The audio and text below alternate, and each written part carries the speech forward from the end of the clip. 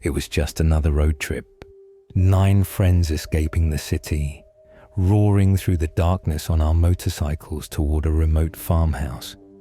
We were young, carefree, and invincible, or so we believed. Little did we know, the very path that promised a weekend of adventure was destined to lead us into a nightmare.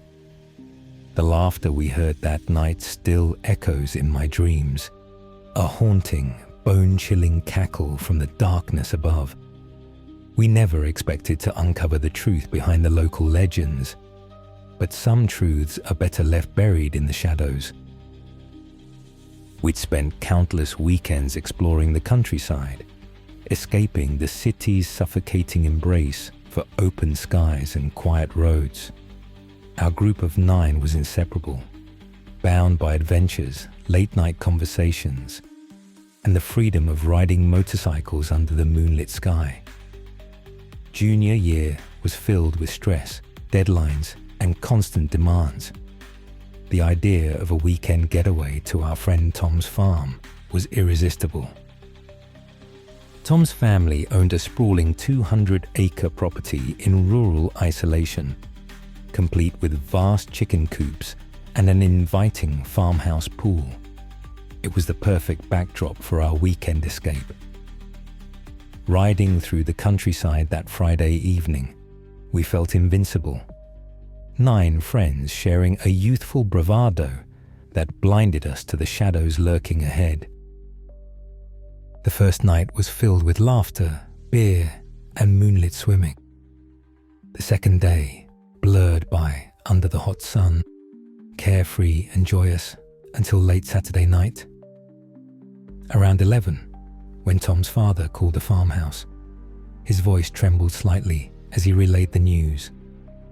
Tom's uncle had died suddenly in a remote town 2 hours further into the country. Tom's father was deeply shaken, pleading with us to assist his widowed aunt, now left alone. Without hesitation, we agreed, packing hastily and mounting our motorcycles to ride deeper into the night. The roads grew emptier, darker, eerily silent as we traveled. Our headlights sliced through a heavy, oppressive darkness that seemed to swallow the countryside whole. 2 hours passed swiftly, but we found ourselves lost, pulling over onto a gravel shoulder to consult a worn paper map. There were no cell phones, no GPS, just us and the endless, silent countryside.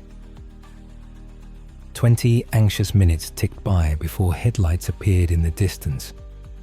We flagged the car down eagerly. The driver, a local resident, agreed to lead us through the maze of unmarked roads. Before we moved on, he leaned out of his window, his eyes glinting oddly under the pale moonlight. "If any of you smoke," he warned grimly, "light one up when we hit the dirt road." I hesitated, then asked why. "So the witches don't snatch you," he answered softly, his voice carrying an unsettling seriousness. I dismissed it as country superstition, though a chill crawled up my spine. We followed him onto the dirt road, immediately enveloped by dense woods, starkly leafless despite the warm summer months. An unnatural silence hung heavy around us. Nervously, I asked my friend Jake to light a cigarette. He laughed, refusing. Unable to shake my discomfort, I stopped briefly, fumbling with Jake's lighter and lighting a cigarette myself. The thin trail of smoke did little to ease my anxiety. Then, piercing the unnatural quiet, came a laugh, a hideous, mocking cackle echoing from high above in the treetops. My blood ran cold. I glanced at Jake and Kyle beside me, their faces pale, confirming they had heard it too. The laughter returned repeatedly, malicious and chilling. We rode tightly together, fear palpable in our silence. Every shadow seemed alive. Each tree branch twisted into claws reaching down to snatch us. We continued down the dirt road, our tires kicking up dust that swirled unnaturally in our wake. The further we rode, the more twisted the trees became, leaning inwards like they wanted to listen, or perhaps warn us. A suffocating stillness fell over the group. Even the crickets had gone silent. It was as if nature itself was holding its breath. Someone behind me suddenly shouted, "Did you see that?" I slowed down and looked back, heart hammering. Kyle's face was pale, eyes wide beneath his helmet. "There was a woman," he said breathlessly, "just off the road, standing between the trees." Jake scoffed. "It's just your nerves, man. This place is creepy, sure, but don't start seeing things." But I saw doubt flicker in his eyes. We all did. None of us wanted to be the one who admitted fear, but it was sinking in, heavy and real. Moments later, our headlights flickered. First mine, then Tom's. They buzzed and dimmed, briefly extinguishing the only light between us and the black void of the forest. Then they sputtered back on, but the road had changed. Where once the trees had been thin and spaced, they now stood densely packed, trunks blackened and gnarled. The dirt turned darker, almost slick.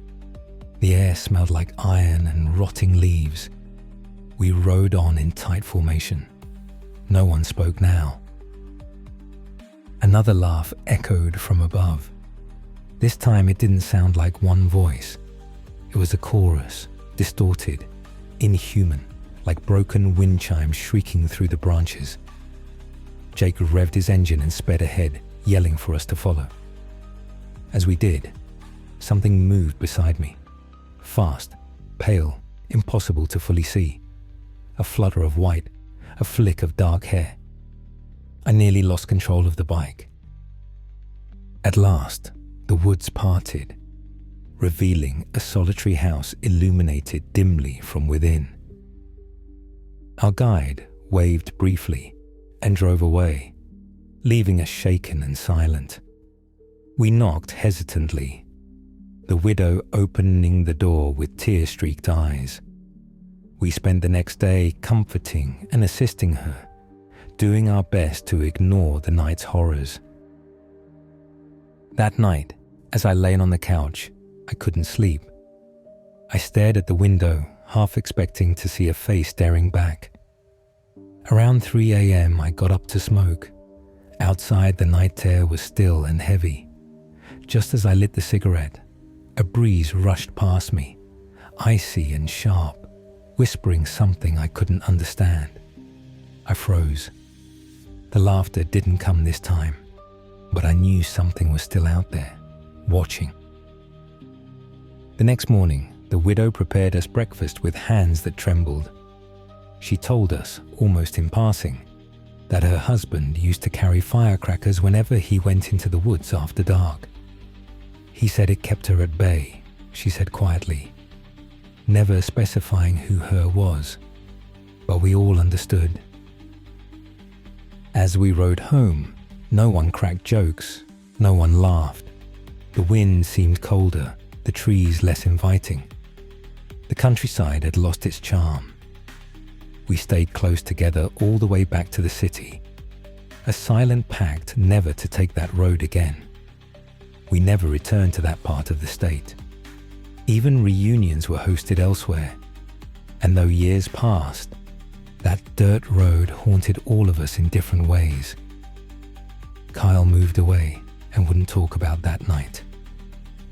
Jake started carrying a lighter, even though he never smoked. As for me, I stopped riding entirely. In the city, we never spoke openly about the cackling in the trees. Curiosity gnawed at me, prompting a discreet conversation with Tom's father.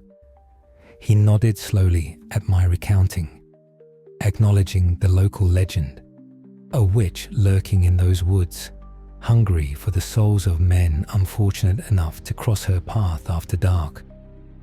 The cigarette, he explained, symbolized fire, the only thing the witch feared.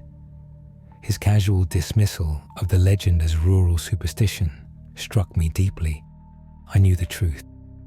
That laughter haunted my dreams, a grim reminder that some legends are born from darkness, far older and far more real than any tale.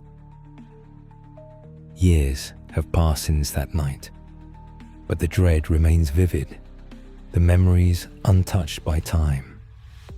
The passage through those woods might still exist, hidden from the world, lingering between forgotten roads and whispered warnings, awaiting the next travelers to ignore the warnings and venture into the witch's grasp.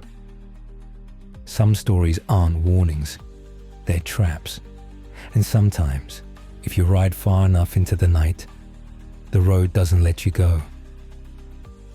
It's strange how easily people dismiss stories until they become their own nightmares. Years later, I returned to the countryside for Tom's wedding. Curiosity drew me back to the woods, now overgrown, paths hidden beneath layers of leaves. Standing at the road's edge, cigarette trembling in my fingers, I listened intently. Silence. But just as I turned away, relieved yet oddly disappointed, a faint echo drifted on the wind, a distant, familiar laughter. My heart froze.